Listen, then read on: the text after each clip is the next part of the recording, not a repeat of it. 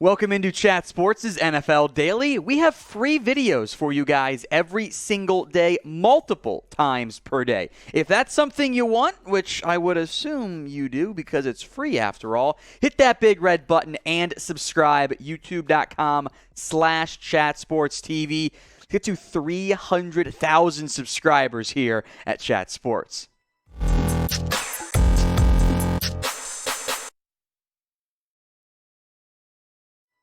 Tom Downey here once again for NFL Daily, breaking down the latest rumors and news on this fine Sunday morning for you guys. We're going to begin with Odell Beckham Jr. as the rumors persist about where could OBJ actually end up still unsigned here in NFL free agency. It's a unique situation for Beckham, who really rehabbed his stock, boosted it back up after a very strong run with the LA Rams, but then, of course, unfortunately tore his ACL again in the Super Bowl. Now, CBS Sports has listed the Patriots as the top post-draft fit for OBJ. His numbers the past 2 years have not been great, and even though they weren't bad in 2019-2018, there is still plenty of value for a 1,000-yard receiver in the NFL. He was not prime Odell Beckham. He wasn't the guy who his first 3 years for the Giants looked like the best, if not the best, one of the best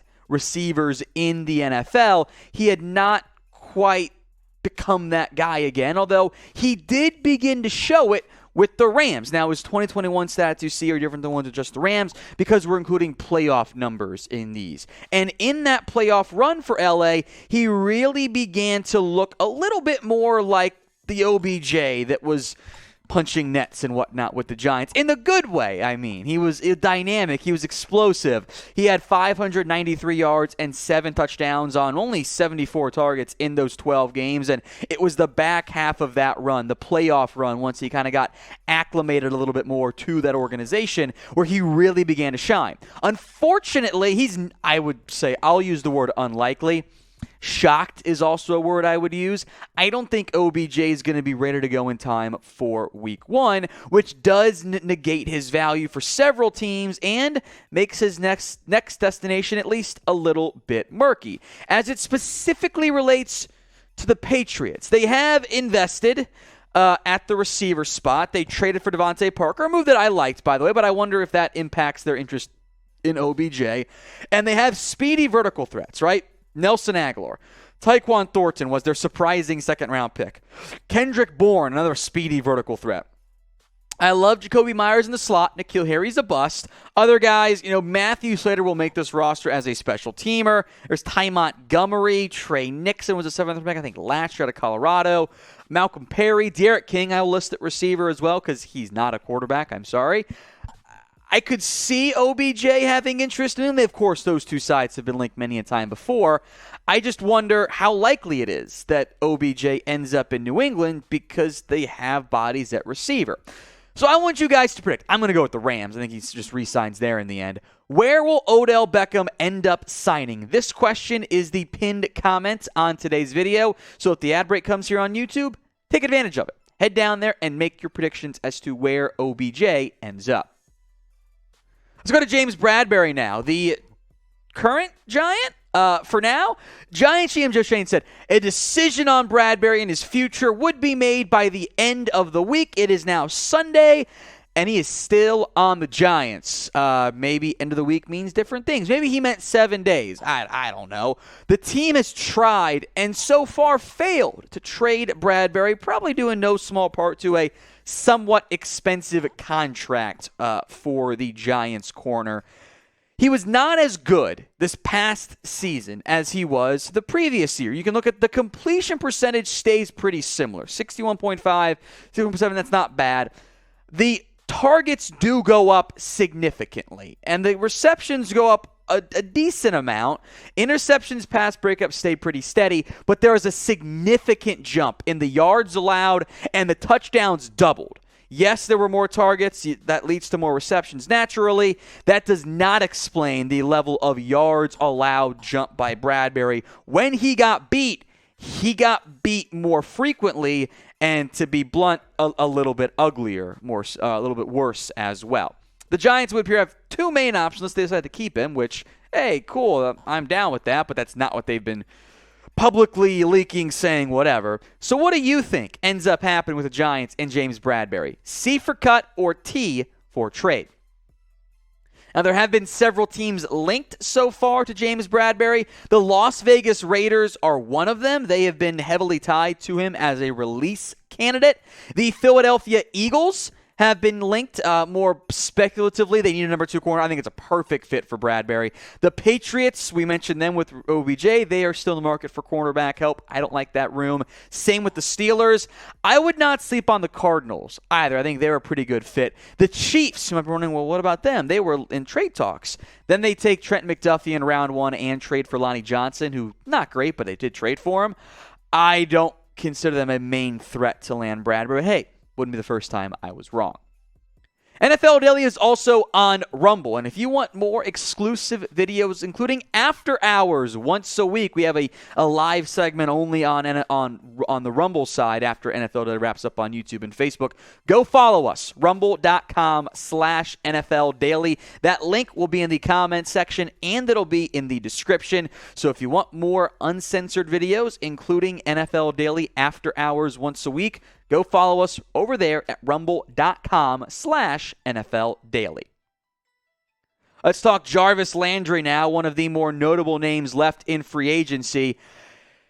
There is a report out there from USA Today's Tyler Dragon. First off, elite name. I mean, what a great name. Your last name is Dragon. How cool is that? Anyway, he says that the chances have shrunk in terms of the Browns keeping Landry after the NFL draft. There's also a report from one of the Browns reporters that the Ravens are reportedly a possible destination. We'll come back to both of those potential fits, and we'll come back to Landry and his play as of late.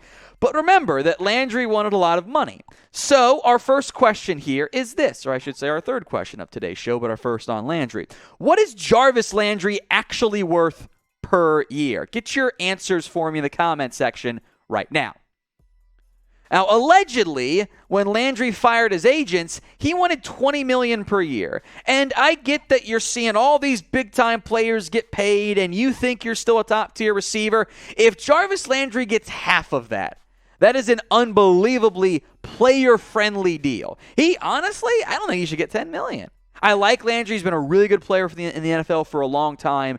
He's not worth $10 million at this stage of his NFL career. He played really well in 2019, over 1,000 yards. He's been around 1,000-yard guy except for the past 2 seasons. And yes, make no mistake about it, injuries and the quarterback play are a factor. In that, he's also about to turn 30. He is not the guy he was in his prime. Can he still help you? Absolutely. As we are now in May, almost mid-May, should you be breaking the bank for a slot-only receiver? Absolutely not. Now let's begin with the Ravens side, then we'll come back to the Browns here. The Ravens are a great fit for him because they don't have a lot going on at the receiver room. They've got Rashad Bateman, Devin Duvernay, who, if those are 2 of your top 3, okay. James Prochet, Tylan Wallace, Benjamin Victor, and then like 6 undrafted free agents. That's not a good receiver room. Now, the issue is that Prochet, Duvernay, and Wallace, to an extent, are probably all better in the slot.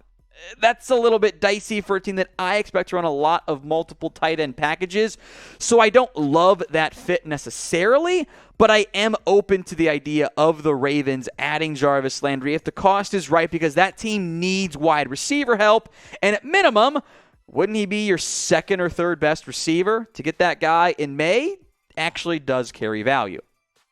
As for the Browns side of it, I understand why things are a little bit less likely. They've invested, kind of like the Ravens have, right, in recent young receivers, Donovan Peoples-Jones, Anthony Schwartz. They draft David Bell out of Purdue fairly early. Jakeem Grant, who will be a special teamer for them.